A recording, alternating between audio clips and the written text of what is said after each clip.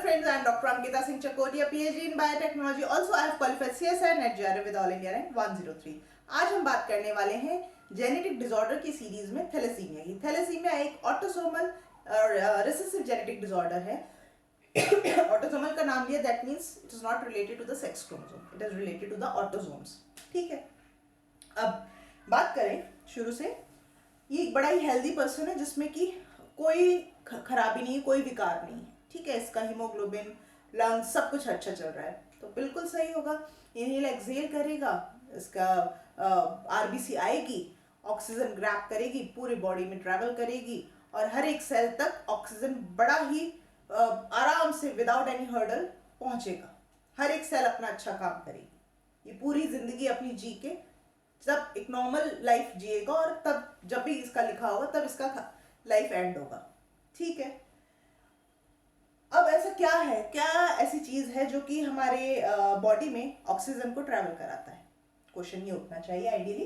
तो क्वेश्चन इसका आंसर ये है कि haemoglobin. Haemoglobin a molecule polypeptide chain से जो कि बनता है, वो मॉलिक्यूल पाया जाता है हमारे आरबीसी में। आरबीसी हमारी एक रेड ब्लड सेल है जो कि हमारे ब्लड में फ्लो करती रहती है। उसमें 270 मिलियन ऑफ हीमोग्लोबिन मॉलिक्यूल पाए जाते हैं जो कि ऑक्सीजन को ना, जैसे ही लंग्स में ऑक्सीजन डेफिसिट ब्लड आता है, आरबीसी भी है ही, तो जैसे ही वो गुजरते हैं और हमने इनहेल की एयर, ऑक्सीजन डिजोल्व हो जाती है ब्लड स्ट्रीम में और फिर वो आरबीसी में पहुंच के हर एक हीमोग्लोबिन पे जाके आराम से लोड हो जाती है। ठीक है, ये मैंने एक रॉ स्ट्रक्चर बनाया है। अल्फा चेन होती है इसमें, अल्फा 1, अल्फा 2, बीटा 1, बीटा 2। ठीक है, ये 4 पॉलीपेप्टाइड चेन से मिलके बनता है हीमोग्लोबिन। दूसरा, हर एक चेन में ना एक आयरन एटम होता है जो कि आयरन फेरस आयन की कंडीशन में होता है और ये फेरस आयन ना एक एक ऑक्सीजन मॉलिक्यूल को पकड़ लेता है। तो एक हीमोग्लोबिन 4 ऑक्सीजन मॉलिक्यूल को कैरी कराता है। तो सोच लीजिए, एक आरबीसी में 270 मिलियन हीमोग्लोबिन है, तो और एक हीमोग्लोबिन 4 ऑक्सीजन को कैरी कर रहा है। तो कितना अच्छा एक ऑर्गेनाइज्ड वे में, अगर ये हेल्दी पर्सन में, या आप या मैं जिसमें कोई प्रॉब्लम नहीं है हीमोग्लोबिन को लेके, कोई दिक्कत भी नहीं होगी, ऑक्सीजन मस्त अपना एक एक सेल तक पहुंचेगा, है ना। लेकिन क्या अगर किसी भी एक चेन में, मान लीजिए बीटा इस वाली चेन में गड़बड़ी हो जाए, तो क्या ये इसकी कैपेसिटी उतनी अच्छी रहेगी? नहीं। क्यों? क्योंकि इसका स्ट्रक्चर डैमेज हो गया है। और इसके स्ट्रक्चर डैमेज होने की वजह से ना, ऐसा नहीं है कि क्या हुआ, एक एक्स्ट्रा ही तो है, 3 चेन तो बढ़िया है ना, वो कर लेंगे काम, ऐसा नहीं होता। क्यों? क्योंकि ऑक्सीजन लोड जब भी किसी भी हीमोग्लोबिन पे होता है ना, तो इट्स ऑल बिकॉज ये कोऑपरेटिव प्रोसेस होती है। मतलब कैसे? मान लीजिए कि ये 4 पॉलीपेप्टाइड चेन है हीमोग्लोबिन की। तो जैसे ही ये वाली चेन पे हीमोग्लोबिन की जब ऑक्सीजन आता है ना, इसमें कुछ कॉन्फॉर्मेशनल चेंजेस होते हैं। कॉन्फॉर्मेशनल चेंजेस होते साथ ही, क्योंकि ये इसके सरफेस से भी जुड़ा हुआ है और आपस में सारे ना सरफेस टू सरफेस चिपके हुए हैं, तो जैसे ही इसमें कॉन्फॉर्मेशनल चेंजेस होगा, इसमें भी चेंजेस होंगे। और इसकी भी पॉकेट फॉर द, मतलब आम बोलचाल में पॉकेट ही कहेंगे हम, पॉकेट फॉर द ऑक्सीजन वो खुल जाएगी एंड इसकी एफिनिटी टुवर्ड्स ऑक्सीजन ग्रैबिंग बढ़ेगी, वो ऑक्सीजन को इजीली कैच कर पाएगा। इसके होते ही तीसरे में, तीसरे के होते ही चौथे में, तो इस तरह से ये कंप्लीटली सैचुरेट होता है। लेकिन अगर एक भी चेन खराब हो जाए या 2 चेन खराब हो जाए, तो ये हीमोग्लोबिन की कोई वर्थ नहीं रहती, इट्स टोटली वेस्टेज। हमें बहुत फर्क पड़ता है, हमारी लाइफ, मतलब हम सर्वाइव करने में प्रॉब्लम होती है, क्योंकि ऑक्सीजन की अगर ऑक्सीजन हमारी बॉडी में फ्लो कर रहा है ना, तो it's all because of this haemoglobin molecule. ठीक है, बहुत कम परसेंट हमारे ब्लड प्लाज्मा में फ्लो करता है, majority of oxygen flows via haemoglobin. So it matters, हम हीमोग्लोबिन दुरुस्त रहना चाहिए। बट अनफॉर्चुनेटली थैलेसीमिया ऐसी मेडिकल कंडीशन है, ऐसी डिसीज है जिसमें हीमोग्लोबिन ही अफेक्ट होता है, जिसमें कि genes that are present on chromosome number 11 and 16 खराब हो जाते हैं। वो सब अभी मैं बताऊंगी, घबराइए मत, ये मैं अचानक क्या नंबर लेके आ गई। ठीक है, तो अब क्रोमोसोम की बात शुरू हुई है, तो शुरू से शुरू करते हैं। जब भी किसी बच्चे का जन्म होता है ना, तो उसकी हर एक सेल में 46 क्रोमोसोम्स होते हैं जो कि 23 के पेयर में रहते हैं। और ये 46 क्रोमोसोम 23 आते हैं फादर से और 23 आते हैं मदर से, है ना। मान लीजिए क्रोमोसोम नंबर 1 अगर आया होगा एक, क्योंकि ये सारे क्रोमोसोम कैसे होते हैं, पेयर में होते हैं, तो अगर क्रोमोसोम नंबर 1 अगर एक माता से आया है ना, तो एक पिता से आया है, same number of chromosome. Chromosome number 2 का एक पार्टनर अगर एक पिता से आया तो एक माता से आया, तो ऐसे करते कराते ना 23 पेयर बन जाते हैं। बढ़िया बात है। अगर कोई भी दिक्कत नहीं है, जितने भी क्रोमोसोम आया आपके पेरेंट्स से, तो आप हेल्दी हो। लेकिन थैलेसीमिया के केस में, थैलेसीमिया में ना देखिए, जैसा मैंने बताया अल्फा चेन है और बीटा चेन है, ठीक है, अल्फा चेन और बीटा चेन है। अल्फा चेन के लिए, सॉरी, बीटा चेन के लिए जो क्रोमोसोम है वो 11 पे, क्रोमोसोम नंबर 11 पे जीन पाया जाता है जो कि कहलाता है HBB जीन, ठीक है, HBB जीन। तो मान लीजिए अगर ये जैसे क्रोमोसोम नंबर 11 का पेयर है, एक पिता से आया एक माता से आया है, HBB जीन, ये ग्रीन ग्रीन जो स्पॉट दिख रहा है ना वो है।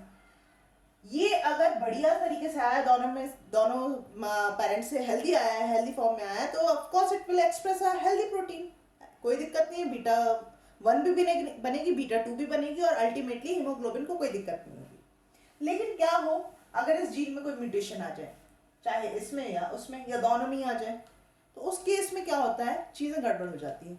ऐसी कंडीशन में हीमोग्लोबिन का स्ट्रक्चर अफेक्ट होता है, और due to the defect in this beta globin, because of this defect mutation in this gene, beta globin के डिफेक्ट होने की वजह से ये कंडीशन कहलाती है बीटा थैलेसीमिया। दूसरी कंडीशन आती है अल्फा चेन में के खराब होने की वजह से या ना बनने की वजह से, है ना, वो कहलाती है अल्फा थैलेसीमिया। अल्फा चेन के लिए क्रोमोसोम नंबर 16 पे 2 जीन पाए जाते हैं, ठीक है। अल्फा थैलेसीमिया में क्रोमोसोम नंबर 16 पे 2 जीन पाए जाते हैं, HbA1 एंड HbA2। यहाँ भी HbA1 और HbA2, और ये जीन ना बहुत क्लोजली लिंक्ड रहते हैं, डिस्टेंस में नहीं, बहुत क्लोजली, इसलिए मैंने बहुत पास बनाए हैं, HbA1 HbA2। अब क्या हो, इन चारों जीन, चारों एलील में से एक आध कोई खराब हो जाए, डिलीट हो जाए, या दोनों हो जाए, या 3 हो जाए, या चारों ही हो जाए, उस केस में अल्फा चेन खराब होगी, अल्टीमेटली हीमोग्लोबिन खराब होगा और अल्टीमेटली आपका जीवन खराब होगा, ठीक है। तो 2 कंडीशन थैलेसीमिया के अंदर आती है, one is beta thalassemia, another one is the alpha thalassemia, ठीक है। अब इन थैलेसीमिया की भी ना टाइप्स है, जैसे कि बीटा थैलेसीमिया की बात करें beta thalassemia major, intermediate, minor. Major के केस में क्या होगा, मैंने जैसे कि बताया 11 नंबर ऑफ जो पेयर है, एक पिता से आया एक माता से आया है, अगर दोनों ही जीन में गड़बड़ी आ जाए, ठीक है, दोनों ही जीन में गड़बड़ी आ जाए, म्यूटेशन हो जाए, कुछ खराब हो जाए, सब्स्टिट्यूशन हो जाए, या कुछ और म्यूटेशन की कंडीशन हो जाए, तो उस केस में क्या होगा, ऑफ कोर्स एक भी जीन अच्छा नहीं है, कोई प्रोटीन नहीं बनाएगा बीटा, तो वो कंडीशन बहुत सीवियर होती है, and that condition is called as major beta thalassemia, because आपको उस केस में आप हाईली एनीमिक होगे, ठीक है, ब्लड ट्रांसफ्यूजन की जरूरत पड़ेगी, ओरल मेडिकेशन की जरूरत पड़ेगी, आपका लाइफ स्पैन जितना भी होगा ना वैसे तो कम ही होगा और नॉर्मल नहीं होगा। दूसरी कंडीशन आती है इंटरमीडिया की। इंटरमीडिया के केस में क्या होगा, एक तो जीन कंप्लीटली या like beta plus beta zero represent की कंप्लीटली खराब है या है नहीं, मतलब टोटली कंडम हो गया है वो gene, and beta plus is showing that थोड़ा बहुत प्रोटीन एक्सप्रेस कर रहा है, बट उतना नहीं कि आपकी हीमोग्लोबिन का स्ट्रक्चर बनाने में कंट्रीब्यूट कर पाए, ठीक है। एंड बीटा प्लस प्लस ये मान लो कि दोनों ही थोड़ा थोड़ा दोनों ही खराब है लेकिन दोनों ही खराब है, उस केस में भी हीमोग्लोबिन का स्ट्रक्चर अच्छे से सक्सेसफुली अपना काम नहीं कर पाएगा। That condition is called as intermediate. इस कंडीशन में भी आप एनीमिक रहते हैं। माइनर ट्रेट्स की केस में क्या होता है, एक तो बिल्कुल ठीक रहता है, एक में गड़बड़ी आ जाती है, या एक कंप्लीटली बेकार हो जाता है जीन। ऐसे कंडीशन में माइनर ट्रेट या ट्रेट्स कहलाता है, ठीक है। So these are the category related to the beta thalassemia. If we move towards the alpha thalassemia, then the first condition is silent carrier, जिसमें कि क्या होगा कि हो सकता है ये वाला HbA1 HbA2 एक क्रोमोसोम पे हो और दूसरे पे ना एक HbA1 ही हो HbA2 ना हो, कोई दिक्कत नहीं है, इसमें इतनी बड़ी कोई दिक्कत नहीं है, प्रोटीन सारे ही ठीक ठाक बन जाते हैं, आप इतने एनीमिक भी नहीं होते हो, एसिम्प्टोमेटिक रह के आप अपना लाइफ गुजार सकते हो। ऐसी कंडीशन उन पेरेंट्स को देखने को मिलती है जिनकी की संतान में थैलेसीमिया हो, वो एसिम्प्टोमेटिक रहते हैं लेकिन उनके बच्चों में ये डिफेक्टेड जीन के ट्रांसफर हो जाता है डिलीट, ठीक है, इस वजह से उनमें थैलेसीमिया होता है। ट्रेट या माइनर के केस में क्या हो सकता है कि हो सकता है एक क्रोमोसोम पे ही जीन पाया हो, दूसरे पे गायब भी हो जाए, या फिर एक एक दोनों से उड़ जाए, मतलब दोनों से डिलीट हो जाए। उस केस में आपका ट्रेट या माइनर होता है, इसमें भी आप एसिम्प्टोमेटिक ही ऑलमोस्ट रहते हैं, बहुत आपको एनीमिया की कंडीशन नहीं फेस करनी पड़ती। तीसरी कंडीशन है इंटरमीडिएट, जिसमें कि माइल्ड टू मॉडरेट सिम्टम्स आते हैं। इसमें क्या होता है, सिर्फ एक ही आपका जीन बचता है, चाहे वो इस क्रोमोसोम पे हो चाहे उस क्रोमोसोम, मतलब है तो दोनों ही क्रोमोसोम नंबर 16, बट किसी भी पार्टनर में जाए, चाहे पिता से आया हो चाहे माता से आया हो, एक पे ही आपका जीन पाया जाता है, दैट टू सिर्फ एक जीन, ठीक है, 4 एलील में से केवल एक ही एलील बचता है। मेजर के केस में कुछ भी नहीं है, सारा ही डिलीट हो गया, वो मेजर कहलाएगा। और ऐसी कंडीशन एक्चुअल में इस कंडीशन में बच्चा अपने माता के गर्भ में ही खत्म हो जाता है, या जस्ट कुछ घंटों बाद ही खत्म हो जाता है, होने के बर्थ के बाद। वो कंडीशन आप ट्रीटेबल भी नहीं होती है। इन सारी कंडीशन में जो इंटरमीडिएट यहाँ थी, उस केस में तो ब्लड ट्रांसफ्यूजन या कोई और दवाई ओरली देके आप अपना थोड़ा बहुत जीवन जी सकते हो। यहाँ कंडीशन खराब है, नहीं हो पाता। So this is all about the thalassemia and its type.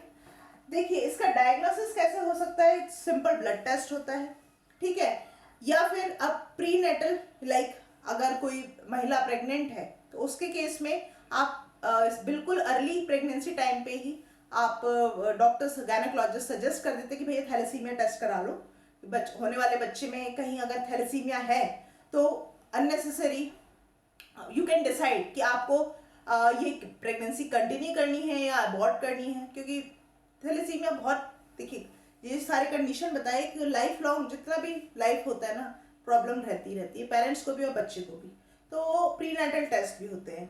इसके मेडिकेशन में अगर मेजर कंडीशन है या इंटरमीडिएट है, हाईली एनेमिक अगर आप हो रहे हैं तो blood transfusion is must.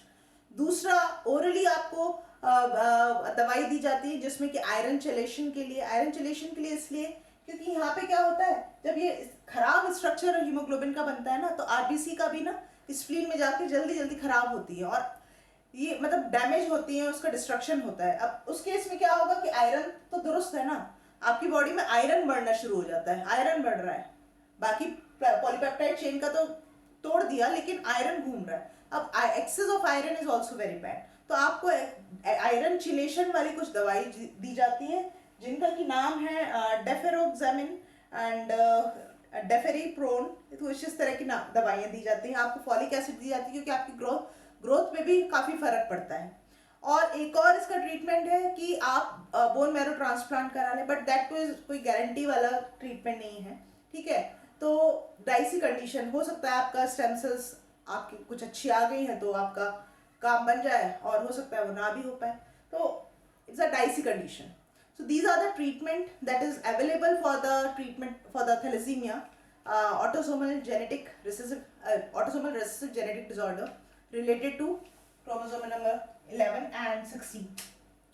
So this is all about the thalassemia. I hope मेरा आज का लेक्चर समझ में भी आया होगा और अच्छा भी लगा होगा।